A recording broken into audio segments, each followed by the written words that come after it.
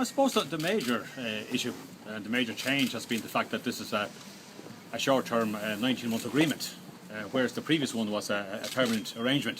This is for 19 months, at which point all the conditions will be reverted back to where they currently are. So that is the major one. No, the other big point that people have been telling us as they leave here is that management are taking a hit. Management taking a hit, and not before the time. We've been screaming for this all week. It should have been in the first Labour Court recommendation. They're taking a hit, but they're not taking it any more than anybody else, and of course they can afford to take it. Can you sell the rest of the measures to your members now? Do you think will the ballot go through for you?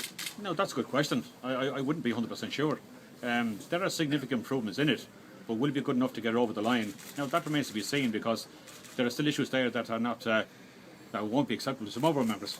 Are we right in thinking now that core pay will actually be hit under this new deal, albeit on a temporary basis? No, core pay won't be hit. Basic pay was never going to be hit anyway. The other issue that we always considered to be core pay was shift pay, and that's restored in full. So there's, as far as we can say, core pay is protected, yes. So how would you describe this deal then? Are you happy with it? Was it the best you could get? Well, you're never happy when you're conceding as much as we have conceded in recent years. This was once too often as far as we're concerned. We couldn't afford to concede anything, but what we've conceded is still, is probably the best deal we could get. That's quite possible. But at the same time, we're not happy to concede anything, to be honest. And if you can't sell this deal to workers, that will mean we're back to a situation of possible strike? I don't want to be too pessimistic either.